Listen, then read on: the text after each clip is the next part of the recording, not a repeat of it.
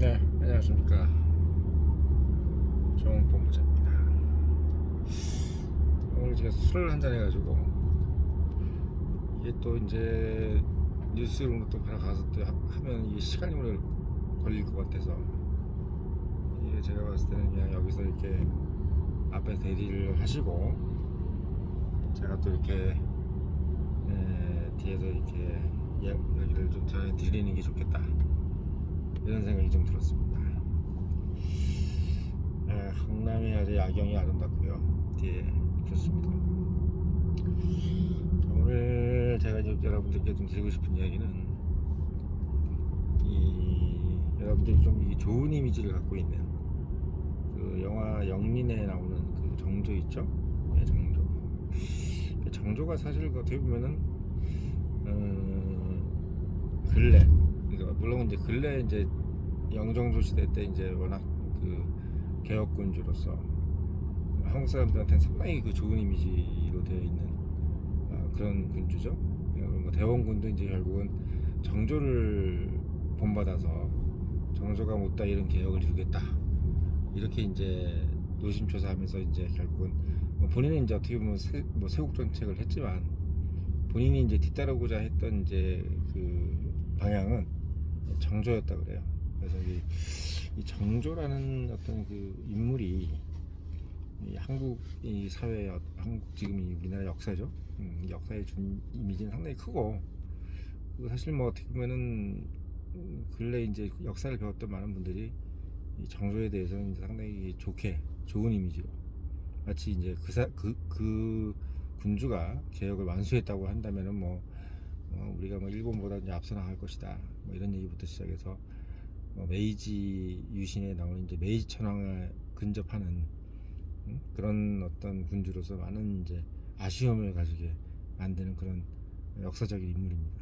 그래서 영화도 만들었죠. 영린이라 그래가지고 이제 그 현빈 씨가 이제 주연을 했어요. 상당히 멋있게 나오고 인물도 훌륭하게 나오고 또 예전에 또 이 영원한 제국이라고 그래서 이제 안성기 씨가 또 영화에 출연했던 영화가 이제 그 소재가 또 정조죠. 그래서 이제 거기 이제 아마 그 소설 이름은 아마 이게 소설은 영원한 제국이고 이휘나 씨가 이제 그거를 또 썼습니다. 그래서 역대로 이제 대한민국 정치에서 이제 보수성을 가지고 있는 사람들도 정조를 상당히 좀 미화시키고 또 이제 뭐 소위 좌파라고 하는 이제 노무현 이런 분들도 이제 본인이 이제 정조를 따라해서 뭘 한다. 정조 대왕의 어떤 그 리더십을 본인이 어떻게 이어나간다. 뭐 이렇게 얘기를 함으로써 대한민국에서는 이제 보수 좌파를 다 떠나서 정조라는 인물은 롤모델이었습니다. 그래서 제가 봤을 때는 이게 참 이 정조의 리더십이 그렇게 좋았다 그러면은 뭐 정조가 이제 중간에 한 40이 넘어서 죽었잖아요. 근데 이제 그렇게 이제 개혁을 완수했으면 정조가 죽더라도 그 다음에 이제 조선이 상당히 부강해져가지고 일본의 식민지는 고사하고 이제 뭐 더 강대국이 돼서 뭔가 이루어져야 될 텐데 어떻게 이게 반대로 정조가 이제 죽고 나서 재위가 25년을 재위했단 말이죠. 그럼 보통 보면 우리가 이제 20년 넘게 재위한 왕이 이렇게 많지 않아요. 조선 역사상 20년 이상 재위한 왕이 그렇게 안 많습니다. 예, 그러니까 박정희도 어떻게 보면은 조선시대 왕들 중에서 상당히 오래한 왕으로 분류가 돼요. 그만큼 이제 정조가 이제 재위가 기간이 적지 않은데도 불구하고 개혁을 상당히 오래 했음에도 완수가 이제 안 된 거죠. 개혁을 완수했으면 그렇게 이제 어떻게 보면 우리가 이제 삼정이 물러나고 이제 그때 아시겠지만 이제 19세기 말 중순 이때쯤 되면 거의 조선이 이제 국가의 기능을 상실하잖아요. 이제 그런 상황이 이제 벌어지지 않았을 텐데 왜 그랬을까? 이것에 대한 어떻게 보면 의문이 좀 있다고 생각합니다. 그래서 많은 사람들이 어떻게 보면 정조가 개혁을 성사를 못했기 때문에 그렇게 된 것이 아니냐. 정조 대왕의 어떤 그 유지를 만약에 그분이 어떻게 보면 죽지 않고 70까지 계속 했으면 됐지 않겠느냐 이렇게 얘기하지만 저는 어떻게 보면 약간 그 부분에 대해서는 100% 동의를 못하겠다 이런 생각이 좀 듭니다. 근데 그 이유는 뭐냐면 기본적으로 제가 이제 나이도 먹고 이제 지금 이 나이쯤 돼서 이제 뭐 회사에서 이제 기업의 임원으로서 이렇게 종사를 하면서 느끼는 거지만 그 어떤 개인의 인물의 리더십이 우리가 영화나 이런 것을 봤을 때 상당히 멋있어 보이고 훌륭해 보이더라도 그게 이제 실제로 현실에 있어서는 상당히 위험할 수 있다. 이걸 여러분들이 좀 알고 있어야 된다는 좀 생각이 들어요. 그러니까 이 정조대왕이 가지고 있는 어떤 리더십은 뭐였냐 이렇게 봤을 때 여러분들이 한번 생각해 보세요. 그 영리라는 영화를 한번 리마인드를 한번 시켜보시란 말이지. 그 영리의 리마인드를 해보면은 정조가 그 여러 대신들하고 같이 이렇게 뭔가 이렇게 말을 하는 걸 좋아합니까? 아니면 혼자 있고 뭔가 어디 가서 혼자 운동을 하고 꼭 여러 사람들하고 뭔가 이렇게 토론을 하는 걸 좋아하지 않고 보통 보면 이제 혼자 있죠. 그리고 뭐 이렇게 자기 측근이네 뭐니 이렇게 해가지고 몇 명하고 얘기만 하고 그리고 이제 정상적인 어떤 기능이 있는 군대가 있는데도 불구하고 본인의 어떤 친위대를 만들어서 장영영이나 뭐 이런 걸 만들었죠. 또 뭐 이렇게 그 뭐 자기 어떤 친위 부대들 자기의 이야기를 잘 듣는 사람들 이런 사람들하고만 독대를 하고 또는 그런 어떤 군대를 따로 만들고 그러니까 원래 정식 군대가 이제 왕이라 그러면 당연히 조선에 있는 모든 군대가 자기 거잖아요. 그러니까 자기가 어떻게 보면 다 지휘를 할 수 있는 그런 군대인데도 본인이 그걸 지휘를 안 하고 본인 지휘를 하지 않고 다른 어떤 별도의 군대를 만들어서 지휘를 한단 말이죠. 어떻게 보면은 이제 삼성에 내가 사장이면은 정상적인 지휘 체계에 있는데 그 사람 내가 부장이니 과장이니 이런 사람들을 지휘를 안 하고 뭐 외부에서 누굴 불러서 그 사람한테 뭐 이렇게 권한을 주는 뭐 이런 어떤 약간 좀 비정상적인 이제 시스템으로 가는 거죠. 그러니까 어떻게 보면 여러분들이 뭐 굳이 이제 뭐 이렇게 리마인드를 떠나서 영화 영림만 봐도 벌써 약간 그런 느낌인 거예요. 근데 이제 일반적으로 그걸 보는 사람들은 야, 저희 왕이 얼마나 저기 고군분투해서 말이야. 그 말도 안 되는 노론이니 뭐 이런 사람들하고 이제 서로 이제 대결을 하면서 그 사람들 그 무리들을 이기기 위해서 저렇게 힘들게 저렇게 뭐랄까요 싸움을 하고 있느냐 이렇게 생각을 하면서 이제 그 영화를 재밌게 보죠. 근데 이제 어떻게 보면 사회생활을 하는 사람들이나 기업을 하는 사람들 입장에서 봤을 때는 거기서 나오는 정조는 애기 같은 거예요. 애기 말하자면 애들 같은 마인드로 지금 일을 하고 있는 거예요. 전혀 어떻게 보면 조직에 있는 사람들하고 소통도 못하고 그리고 본인의 얘기를 안 들어주는 사람들이라든지 예를 들면 본인한테 뭔가 반대를 하는 사람들은 아예 그냥 그 토론의 장에 들어오지도 못하게 만들어버리는 거예요. 그래서 이제 어떻게 보면 조선왕조실록을 보면은 정조가 이제 그 뭐 신하들하고 이제 그 토론하고 이제 공부하는 장이 경연이라 그러잖아요. 이 경연을 안 한다 그랬대요. 그냥 그 신하들한테. 그 이유는 뭐냐면 당신이 나보다 아는 게 없다. 공부를 많이 하지도 않았고 나는 그 밤새도록 공부를 해서 당신들한테 뭔가 배울 게 없으니까 내가 내 스스로를 교육을 시키고 당신들은 나를 교육 안 시켜도 된다. 이렇게 해가지고 경연을 폐지했다. 조선왕조 역사상 왕이 신하한테 경연을 하지 않겠다고 하고 이제 이 공식적으로 선언한 왕은 연산군 다음으로 이제 정조였다 그러죠. 정조가 그만큼 이제 어떻게 보면 생각할 때 상당히 뭐 획기적이고 멋있고 이런 왕 같지만 상당히 어떻게 보면 자기 아지에 빠진 사람인 거죠. 자기가 되게 잘났다. 내가 훌륭하다. 이런 생각으로 이제 꽉 차여 있는 사람이고 그렇다 보니까 남의 얘기를 잘 안 듣는 거야. 이 사람이 어떻게 보면 뭐 연산군이니 광해군이니 이런 사람들처럼 막 폭군을 한 건 아니지만 어떻게 보면은 또 다른 어떻게 보면은 그 독재자인 거예요. 25년 동안을 재위를 했는데 그런 식으로 어떻게 보면 본인 이제 신하들을 이제 얽어매는 거죠. 근데 이제 그런 식으로 얽어맸든 안 했든 예를 들면 그 나라 자체를 상당히 뭐 이끌어갔느냐 부강하게 만들었느냐라고 봤을 때 부강하게 만들었으면은 우리나라가 잘 됐겠죠. 근데 이제 왜 그렇게 못 됐느냐면 이 리더십 자체 가장 큰 문제가 뭐냐면 전체적인 조직이라든지 나라가 잘 되는 것이 우선순위가 아니라 본인이 어떻게 보면 제일 잘났다. 내가 이제 제일 중요하다. 내가 이 왕으로서의 내가 어떤 체면 나의 어떤 권력, 이게 이제 어떻게 보면 강해지는 게 제일 우선인 거지. 뭐 조선 전체 어떤 뭐 이런 어떤 강대함 이런 거에 대해서는 이제 크게 관심이 없는 거예요. 자신이 어떻게 보면 어디 가서 내가 예를 들면 내가 내 말 한마디에 신하니 뭐니 이런 사람들이 막 절절매고 이런 게 더 중요한 거지. 뭐 조선이 뭐 일본보다 앞서고 뭐 중국보다 앞서, 이거는 그 정조의 머릿속에는 그게 없는 거지. 그건 중요하지가 않아. 그런 리더십인 거예요. 사실 그런 사람들이 많아. 대한민국의 어떤 기업이라든지 큰 어떤 조직 안에서 보면 상당히 뭐 카리스마를 가지고 뭔가 하고 이렇게 하는 것 같지만, 실질적으로 뜯다 보면은 그 조직이 그 카리스마로 뭔가 일사불란하게 움직여서 막 발전했느냐, 막 10년 20년 지났는데도 그냥 그대로야. 그 자리에 있고, 직원들도 월급도 그대로고, 뭔가 회사의 매출도 그대로인데 뭔가 매일 아침부터 저녁까지 보니까 부산스러운 것 같은데 결과가 없어. 그런 조직도 상당히 많다 이거죠. 근데 왜 그러냐? 그건 그 자체의 목적을 가지는 거야. 그냥 그 자체의 목적. 본인들이 예를 들면 내가 신하들을 거느리고 큰 소리치고 이런 것들이 어떻게 보면 더 의미를 두는 거죠.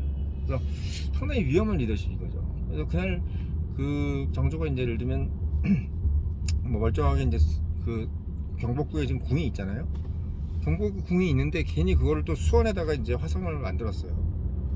화성을 만들었단 말이죠. 근데 보통 보면 우리가 이 경복궁이고 창덕궁이고 다 있는데 굳이 그걸 또 다시 돈을 들여가지고 화성에다가 성을 만드는 이유는 뭐냐 이거예요. 그럴 이유가 없잖아요. 자기가 궁이 있는데 뭐하러 그걸 또 다시 만들어?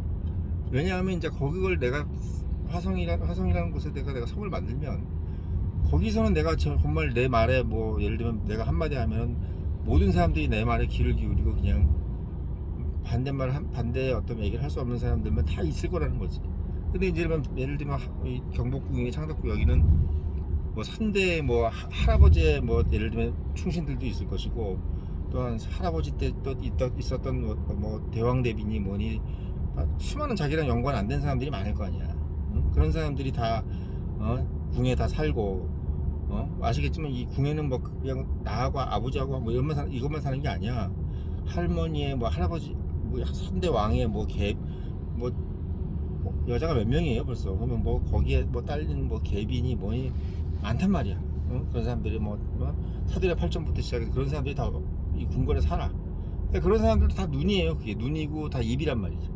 그러니까 예를 들면 왕이 뭘 잘했든 잘못했든 간에 그런 사람들이 우리 왕이 뭘 했더라고 이런 말이 많은 거야. 뭐 이렇게 막 그거에 대해서 막 훈수도 두고 자기들끼리 막 웅성웅성대고 그러는 거야. 그게 싫은 거야. 그게 내가 뭔가 하는 거에 대해서 뭘 옆에 사람들이 뭘 비판을 한다든지 그게 싫은 거죠. 그 부분이 바로 잘못된 거예요. 그러니까 제대로 된 사람 같으면은 내가 뭔가를 하는 거에 있어서 주변 사람들이 비판하고 이런 것들이 나한테 득이 된다. 결국은 내가 더 강대한 어떤 국가를 만들기 위해서는, 또 조직을 만들기 위해서는 내가 하는 거에 대해서 이 사람들도 반대하고, 또 왜냐하면 내가 아무리 왕이라고 그래도 공부를 아무리 많이 했다 그래도 500년 동안 해왔던 그 어떤 뭐랄까요 지혜, 그게 있을 거 아니에요. 이 조선이라는 나라도 아무리 바보가 아닌데. 근데 그게 뭐 10년 20년 했던 사람이 가지고 있는 그 단순한 어떤 뭐 지식 가지고 그 오랜 어떤 그 뭐랄까요 그 지혜를 이길 수 있겠어요. 그리고 또 한 사람의 머리가 100사람 1000사람의 머리를 이길 수 있겠냔 말이에요. 궁 하나에만 벌써 보면 한 1000명이 있는데 그 사람들이 또 이 얘기하고 저 얘기하고 이런 얘기도 귀담아 듣고 그러면서 뭔가를 좀 소위 밸런스를 맞춰가면서 이렇게 갔으면 그게 이제 시스템이 되고, 그게 시스템이 됨으로써 이제 어떻게 보면 안전장치가 되는 거지. 그 나라에 리더십이 또 안전장치가 되고, 뭘 잘못한다고 그래도 또 고쳐나가지고 이렇게 되는 건데, 이 정조는 어떻게 보면은 자기만의 일사불란하게 움직이는 그런 조직으로 만들어버린 거예요. 그러다 보니까 25년을 그렇게 만들어 보니까 조선이라는 나라가 갑자기 정조가 딱 죽고 없어지니까 그냥 바보 같은 조직이 돼버린 거야. 한마디로 얘기하면 뭔 말도 제대로 하나도 못하고 뭐 비판도 제대로 못하고 권력이 완전히 그냥 쪼그라들어 있는 이런 어떤 국가가 있기 때문에 바로 70년 세토 정치가 일어나는 겁니다. 왜 70년 세토 정치가 일어나고 안동 입시 같이 이런 세토 정치가 일어났냐면 25년 동안 권력이 어떻게 보면 순응하고 뭔가의 권력에 대해서 뭔가 내가 이건 잘못됐다 뭐 이런 얘기를 할 수 있는 어떤 그런 토대를 그냥 다 말살시켜 버린 거예요. 지금 북한 같이 이렇게처럼 뭐 이렇게 뭔 얘기만 하면 바로 그냥 아우지 찬다가 가버리고 한 사람이 얘기하는데 갑자기 뭐 김정은이가 막 일어나가지고 머리 깍두기 머리 해가지고 그렇게 얘기하는 거를 그냥 옆에 사람들이 할아버지들이 다 손바닥 치고 그게 바로 어떻게 보면 정조 때 모습일 수도 있다는 얘기지. 그 사람이 뭐 그렇게 나쁘다 얘기가 아니라 그런 문화 자체가 되면은 그게 그 바톤을 이어받은 소위 얘기해서 이제 뭐 안동김 씨라든지 뭐 이런 사람들이 그 무리들이 그렇게 권력을 농단하기가 상당히 좋은 어떤 분위기를 만들어버려요. 이 권력의 농단이라는 것은 비판 세력이 없어야 가능해요. 그러니까 예를 들면 우리 대한민국이 지금 잘 되고 있다는 게 뭐냐면 뭐 예를 들면 윤석열 대통령이 뭘 좀 잘못했다 그러면 야당이 막 들고 일어나서 막 반대하고 그리고 막 국민들이 막 잘못했다 이렇게 얘기하고 이게 좋은 거예요. 그렇게 하는 게 자체가 이 국가 자체가 뭔가 살아있다는 얘기인데 뭘 한다 그러면 다 100%다 찬성이고 응? 뭐 이렇게 해가지고는 안 된다는 얘기지. 예, 그래서 제가 봤을 때는 그 영조대왕, 정조대왕 이 부분의 어떤 그 문화 개혁 이런 것들이 상당히 훌륭했다. 저는 영조는 상당히 훌륭했다고 생각해요. 왜냐하면 문화에 대한 어떤 부흥, 어떤 그 조선이 갖고 있는 문화에 대한 부흥에 중심을 뒀다면 정조는 너무 정치에 중심을 뒀어. 너무 정치. 그러니까 왕권이 너무 약해졌다. 이 조선 왕조의 왕권이 좀 강해져야 된다. 신하를 좀 더 억눌러야 되고 신하를 억눌리기 위해서 그 사람 그거에만 포커스를 맞추다 보니까 너무 정치적으로 권력적인 걸 완결 부결한 어떤 시스템을 만들려고 한 거지 국가 자체가 상당히 역량 있는 어떤 사회 시스템을 만드는 거에 관심이 없었다는 얘기지.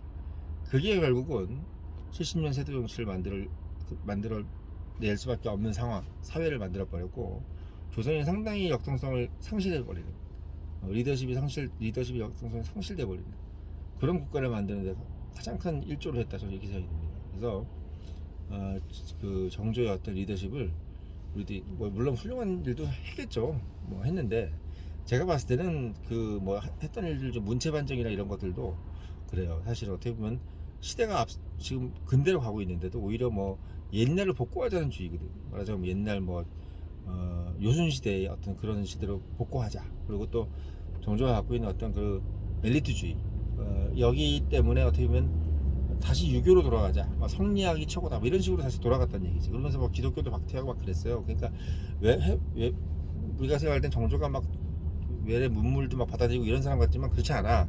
오히려 지금 김정은 같은 사람이에요. 그러니까 본인은 어디 가서 스위스에서 막 그 해외 유학을 했지만 자기 어떤 권력이 좀 약해지는 되는 게 싫어서 북한 자체를 어떻게 보면 절대 오픈하지 않잖아요. 그거랑 똑같아. 본인이 갖고 있는 어떤 그런 것들은 되게 해외 문물에 대한 관심이 많은데 이 사회 자체가 어떻게 보면 그런 해외 문물이라든지 그런 다양한 어떤 생각 때문에 권력이 좀 약화된다든지 군주의 어떤 그런 권위가 손상되는 걸 절대 용납하지 않는다는 거죠. 그게 결국은 어떤 개혁군주의 방향과 거리가 멀다고 저는 생각이 듭니다. 그래서 그런 부분들도 정조가 지금 우리가 원래 알고 있는 그런 어떤 멋있는 모습 정조의 개혁이 좀 됐으면 우리가 샤도 정치 안동김 씨도 없었을 것이고 뭐 이랬을 거라는 것은 완전히 반대로 생각하는 거라는 거예요. 정조의 어떤 그런 어떤 단일한 리더십 뭔가 다양성을 용납하지 않는 리더십이 어떻게 보면 25년 동안 가면서 결국은 일당 독재 이런 것들이 이제 이루어지게 되고 그래서 어떻게 보면 조선시대 세대 말기에 상당히 다양성을 상실해버리는 그런 어떤 사회 분위기가 만들어졌다. 이렇게 제가 좀 말씀을 드릴 수 있어요. 실제로 뭐 그렇게 얘기하시는 사회들도 많고 학자들도 많은데 저는 학자적인 논리보다는 뭐 기업에 있으면서 보는 어떤 그런 느낌으로 좀 말씀을 드리는 겁니다. 자, 오늘 여기까지 하겠습니다.